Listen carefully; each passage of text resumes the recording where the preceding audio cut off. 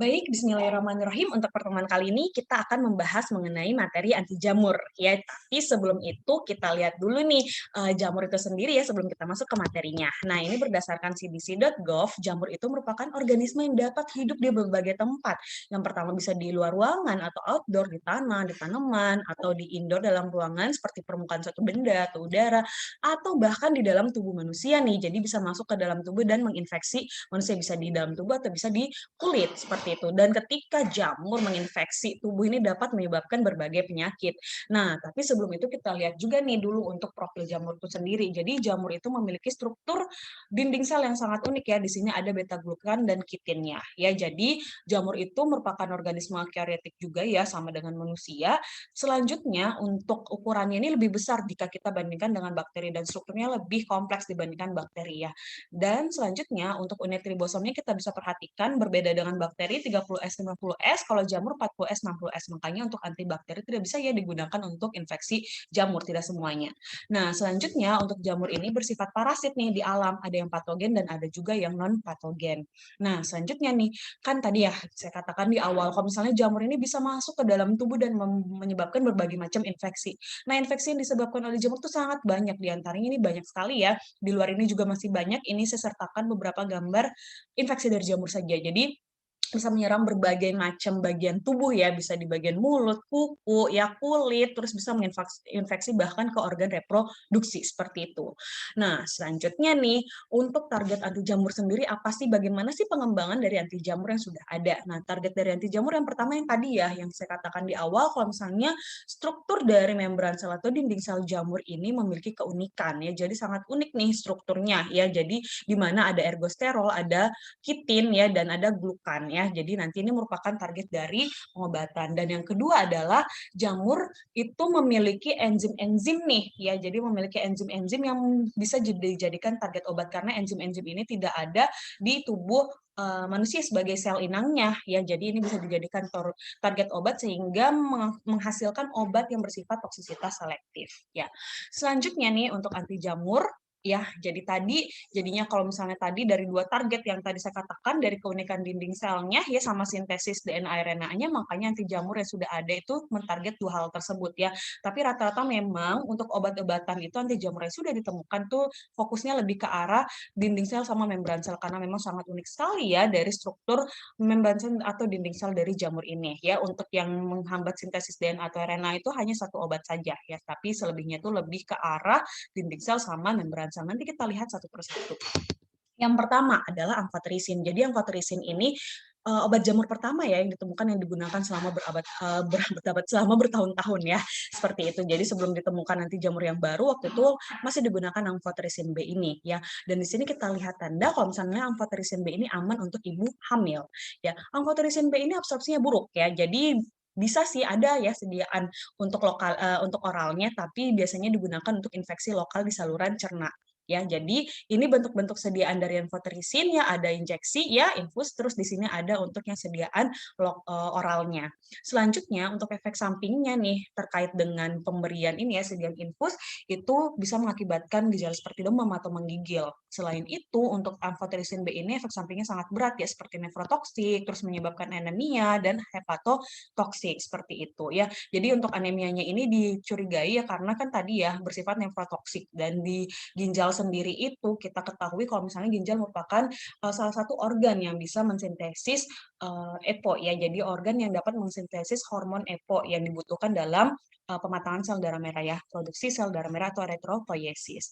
Selanjutnya untuk amfoterisin B ini sifatnya adalah fungisidal ya, atau membunuh jamur dan spektrumnya luas ya. Nah, tapi karena tadi ya efek sampingnya ini berat, makanya dia hanya untuk kasus yang benar-benar infeksi jamur berat dan sistemik seperti itu, atau sistemik itu ya yang menyangkut seluruh tubuh seperti itu. Nah, salah satu contohnya biasanya amfoterisin B ini digunakan untuk infeksi blastomikosis ya. Nah, untuk mekanisme kerja sendiri, jadi ini kan ya kita ambil potongan gambar ya, jadi ini membran sel jamur ya, tadi kan dindingnya ada glukan, ada kitin, dan membran selnya ini sebenarnya mirip dengan struktur membran sel di sel inang ya. Di sini punya ergosterol. Nah, tapi kalau di manusia kan punyanya kolesterol ya, tapi kalau jamur adalah ergosterol. Nah, ini penyusun membran sel jamur. Nah, ini ada obatnya amfoterisin B, nanti amfoterisin B ini akan mentarget dari ergosterol ya. Jadi amfoterisin B ini akan mengikat ergosterol sehingga nanti kalau misalnya amfoterisin B ini mengikat semua ergosterol yang ada, selanjutnya dia akan membentuk pori pada membran sel jamur ini ya. Kebayang dong kalau misalnya udah terbentuk bolong-bolong seperti ini, nanti isi dari sel jamurnya ini bisa keluar sehingga nanti sel jamurnya bisa mati seperti itu ya. Jadi ini ya mekanisme kerja dari amfoterisin B. Jadi dia berikatan dengan ergosterol ya sehingga dia bisa mengganggu permeabilitas dari membran ya akibat dari ini pori yang sudah terbentuk. Nah, selanjutnya untuk sterol manusia kan tadi ya saya katakan kalau misalnya manusia juga punya sterol ya, yaitu berupa kolesterol. Nah, makanya bisa juga nih ditargetkan oleh amfoterisin B ini, makanya tadi bisa menghasilkan efek samping yang berat ya, karena kita juga punya sterol yaitu kolesterol. Jadi dia juga bisa mentarget sterol di manusia. Nah, selanjutnya adalah nistatin. Nistatin juga aman untuk ibu hamil, di mana strukturnya ini mirip dengan amfoterisin B, sehingga mekanisme kerjanya pun sama. Selanjutnya, nistatin ini terlalu toksik bila diberikan parenteral. Kan tadi kalau amfoterisin B masih ada sediaan parenteralnya ya, kalau nistatin tidak ya, dia terlalu toksik untuk diberikan secara parenteral. Makanya nanti bentuk sediaannya hanya diberikan topikal, makanya efek sampingnya nanti ringan ya. Jadi topikal di sini ada sediaan ovula ya untuk kandidiasis yang di infeksi jamur yang di vagina, dan ada bentuk sirupnya. Selanjutnya, untuk nistatin ini karena tadi ya berkaitan dengan mekanisme kerjanya, dia bersifat fungisidal atau membunuh sel jamur. Ya, untuk nistatin ini hanya untuk kasus kandidiasis, dia tidak bisa digunakan untuk infeksi jamur yang lainnya ya. Dan ini ya kandidiasis itu ada di kandidiasis oral ya, jadi ini bisa menggunakan nanti sirupnya ya, sediaan sirupnya ini biasanya diminta untuk pasiennya itu mengumur-umurkan ya selalu nistatinnya itu ditelan seperti itu, dan ini untuk yang di vagina ya, jadi di organ reproduksi nanti ada infeksi jamur di sini, ini disebabkan oleh jamur Candida albicans ya seperti itu. Nah, selanjutnya ada obat fluoxetine atau 5-FC. Nah, sebenarnya untuk 5-FC ini jarang digunakan monoterapi ya, tunggal jarang. Dia digunakannya secara kombinasi ya. Pertamanya 5-FC ini sebenarnya ditemukan untuk dimanfaatkan sebagai agen anti neoplastik ya dalam bentuk 5-FU. Jadi sebenarnya 5-FC ini nanti akan dimetabolisme lebih lanjut ya oleh 5-FU. Nah, sebenarnya untuk obat anti neoplastik atau obat kanker ini bentuknya adalah 5-FU.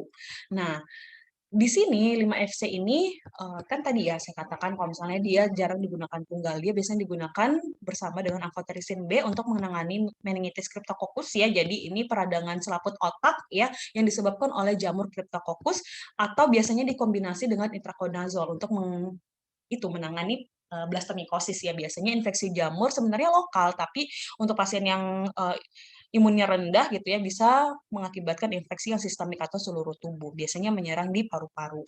Selanjutnya ini ya untuk untuk meningitis cryptococcus dia bisa menyerang otak. Selanjutnya untuk efek samping ya. Jadi seperti ini.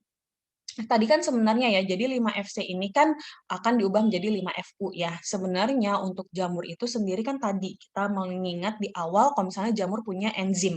Enzim-enzim yang seperti enzim deaminase ya, enzim deaminase yang bisa mengubah 5-FC menjadi 5-FU. Nah, enzim tersebut tidak dimiliki oleh manusia, makanya sebenarnya dia itu toksisitas selektif. Nah, tapi sayangnya nih untuk 5-FC ini bisa diubah oleh 5-FU oleh siapa? Jadi oleh mikroflora ya. Jadi flora normal yang ada di usus ya. Memang bakteri-bakteri baik yang memang ada di usus bisa mengubah 5-FC menjadi 5-FU. Makanya efek sampingnya ini bisa terjadi ya akibat karena pengubahan dari 5-FC menjadi 5-FU ya. Jadi nanti efek sampingnya itu toksisitas terhadap sumsum tulang yaitu anemia, leukopenia sama trombositopenia seperti itu ya. Nah, ini untuk mekanisme kerjanya, ini untuk dinding sel jamur ya secara keseluruhan. Yang tadi kan membran selnya dan ini dinding selnya secara keseluruhan. Nah, ini ada 5-FC, nanti oleh enzim sitosin permease ini 5-FC akan dibawa masuk nih ke dalam, dan selanjutnya 5-FC ini akan di metabolisme lebih lanjut ya oleh enzim sitosin deaminase diubah menjadi 5-FU. Nah, 5-FU inilah yang nanti akan dimetabolisme lebih lanjut sehingga nanti bentuk metabolik lebih lanjutnya itu dapat menghambat sintesis DNA dan RNA seperti itu ya. Nah, sebenarnya sel inang atau sel tubuh manusia itu tidak memiliki enzim ini, makanya sebenarnya toksisitas selektif gitu ya. Nah, tapi itu tadi adanya mikroflora normal ya yang ada di usus ya, bakteri baik yang memang ada di usus manusia itu dapat mengubah 5-FC menjadi 5-FU. Makanya terbentuklah senyawa 5-FU yang tadi bersifat toksik gitu ya terhadap sel-sel ya kan, karena memang kan awalnya memang 5-FU ini digunakan sebagai anti kanker seperti itu ya. Jadi muncullah efek-efek anti kanker. Selanjutnya adalah azol, golongan azol, di mana golongan azol ini berdasarkan jumlah atom N pada cincin azolnya itu digolongkan menjadi dua ya. Yang pertama ada imidazol, di mana obat-obatannya ada ketoconazol, meconazol, dan clotrimazol. Selanjutnya adalah triazol, di mana obatnya ada itraconazol, fluconazol, dan voriconazol, dan sebagainya. Ya, di sini kita bisa lihat kalau misalnya fluconazol ini absorpsinya sangat baik, bahkan dikatakan absorpsi secara kalau diminum secara oral sama absorpsi ketika diberikan secara injeksi itu kurang lebih konsentrasinya sama gitu ya. Jadi dia ini sangat baik sehingga dia bisa menembus hingga ke otak gitu ya. Jadi fluconazole ini bisa digunakan untuk infeksi-infeksi jamur yang bisa migrasi ke otak. Nah, ini kita bisa lihat ya, jadi ini kan tadi berdasarkan jumlah atom N pada cincin azol. Jadi ini cincin azolnya, kita lihat di sini ada 2 atom nitrogennya, dan untuk fluconazole ada 3 ya. Jadi ini yang triazol dan ini imidazol, ya seperti itu. Dan ini mekanisme kerja dari golongan azol ini menghambat sintesis ergosterol yang tadi ya, kolesterol pada jamur ya. Jadi kalau amfoterisin tadi kan dia mengikat ergosterolnya, jadi ergosterolnya udah jadi gitu ya. Sedangkan kalau azol ini dia akan menghambat sintesis dari ergosterol ya. Jadi ergosterolnya tidak akan terbentuk. Makanya nanti juga sifatnya adalah fungisidal. Nah, selanjutnya golongan azol itu yang pertama ada ketoconazol nih. Nah, ketoconazol ini merupakan azol yang pertama yang ditemukan ya. Jadi penggunaan oralnya ini sudah tergantikan dengan itraconazol. Sebenarnya ketoconazol itu selain oral dia juga ada bentuk topikalnya atau krimnya. Selanjutnya untuk itraconazol ini bisa digunakan untuk infeksi dermatofitosis dan onikomikosis. Jadi infeksi pada kulit dan kuku ya. Nanti kita akan bahas di belakang. Jadi infeksi jamur pada kulit ya dan pada kuku. Nah, untuk itraconazole ini efek samping pada saluran cerna itu sangat tinggi dan juga bisa mengakibatkan hepatotoksik. Nah, untuk fluconazole ini dapat digunakan untuk kandidiasis ya, infeksi jamur candida dan infeksi jamur yang disebabkan oleh jamur Cryptococcus ya. Dan ini efek sampingnya itu di saluran cerna juga tinggi, bisa mengakibatkan rambut rontok atau alopecia dan hepatotoksik juga. Dan selanjutnya adalah voriconazole ya. Di sini strukturnya itu mirip dengan fluconazole. Nah, tapi di sini tambahannya untuk voriconazole ini bisa untuk aspergillosis. Kalau fluconazole itu tidak efektif untuk aspergillosis ya. Jadi infeksi jamur yang disebabkan oleh jamur aspergillosis. Nah, jadi aspergillus maaf. Dan ini juga efek sampingnya sangat tinggi ya karena makanya penggunaannya juga dibatasin gitu ya untuk infeksi-infeksi yang berat saja ya. Karena voriconazole ini bisa nefrotoksik gitu ya, juga bisa hepatotoksik seperti itu dan dia juga untuk di penggunaan awalnya itu bisa mengakibatkan halusinasi ya pada pasiennya dan ini biasanya memang sering dengan perjalanan waktu itu bisa menurun juga efek sampingnya seperti itu ya.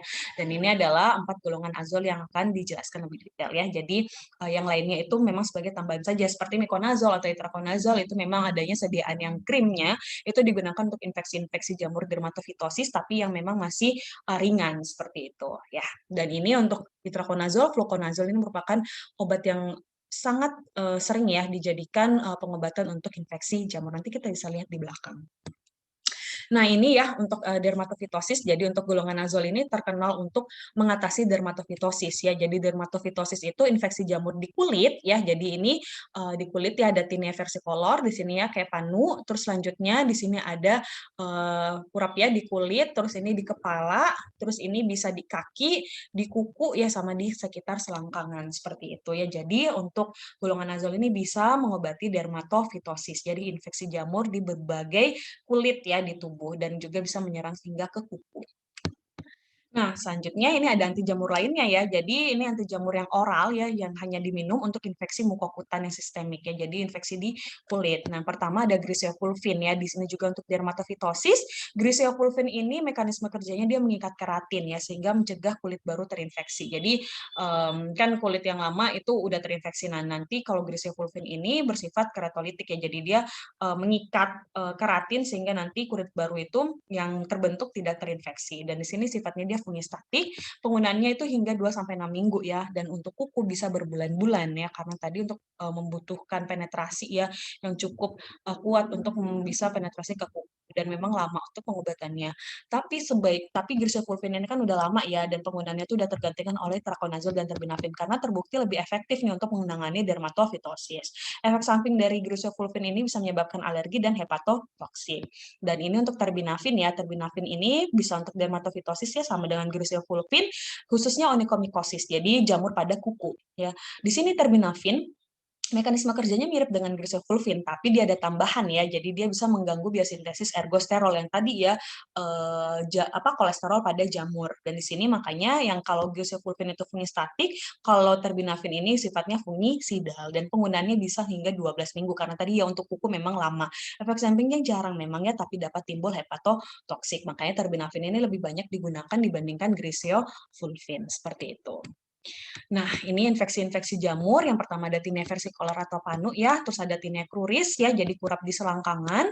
Selanjutnya di sini ada infeksi jamur yang Tinea corporis ya, kurap di tubuh ya, biasanya bisa digunakan Terbinafine 1 sampai 2 minggu atau Azole 4 sampai 6 minggu. Ini sediaannya bisa diberikan kering. Dan selanjutnya ini juga berlaku untuk yang tadi ya, kurap di selangkangan. Selanjutnya infeksi jamur yang selanjutnya ada Tinea pedis atau kutu air ya, bisa diberikan Terbinafine juga dan Azole. Selanjutnya infeksi jamur ada onychomycosis ya, yang tadi di kuku atau Tinea unguium. Di sini bisa diberikan untuk kuku tangan tuh hingga 6 minggu, kalau kuku kaki 12 hingga 16 minggu ya. Dan ini sumbernya saya ambil dari Perdoski 2017. Nah, selanjutnya ini untuk Tinea capitis ya atau kurap di kepala. Di sini disarankan untuk menggunakan kombinasi obat ya. Jadi obat oral dan obat topikalnya berupa shampoo ya. Jadi Terbinafine hingga 4 minggu atau Grisofulvin hingga 8 minggu. Nah, shampoo-nya bisa menggunakan shampoo yang mengandung selenium sulfida atau ketoconazole yang memang memiliki sifat anti jamur seperti itu. Nah, selanjutnya nih ada infeksi blastomycosis ya. Jadi di mana infeksi blastomycosis ini yang tadi saya sudah katakan di awal, kalau misalnya ini sifatnya lokal sebenarnya. Nah, tapi untuk orang-orang imunokompromis atau imunnya turun gitu ya, rendah, nah ini bisa mengakibatkan infeksi sistemik. Biasanya blastomycosis itu ada blastomycosis yang pulmoner yang menyerang paru-paru ya, dan di sini gejalanya sangat mirip dengan TB. Makanya perlu dilakukan diagnosis banding ya. Jadi apakah ini TB atau blastomycosis ya. Nah, ini biasanya kalau untuk mengancam jiwa biasanya diberikan injeksi amphotericin B, kalau misalnya masih ringan biasanya diberikan untuk golongan azole seperti itu. Nah, selanjutnya untuk infeksi kandida yang paling banyak ya, jadi bisa menyerang berbagai macam ya untuk kandida, dan di sini kita akan bahas mengenai kandida yang vulvovaginal ya, kandidiasis vulvovaginal. Jadi ini kandidiasis yang bisa menyerang di organ kewanitaan ya atau di vagina. Nah, jadi di sini biasanya terjadi pada 75% ya wanita biasanya itu pasti pernah mengalami kandidiasis vulvovaginal yang asimptomatik atau tidak bergejala, dan biasanya obatnya adalah bentuknya ovula ya. Jadi di sini bisa diberikan clotrimazole atau nystatin gitu ya, golongan azole atau nystatin. Ya bisa juga sih sebenarnya dengan menggunakan obat minum ya, fluconazole oral bisa. Nah, tapi biasanya lebih disarankan untuk terapi lokal aja menggunakan ovula ya. Jadi sediaannya akan dimasukkan ke dalam vaginanya. Dan ini bisa dari golongan azole dan juga bisa dari nystatin seperti itu. Sekian untuk materi hari ini. Terima kasih, semoga bermanfaat buat kita semua.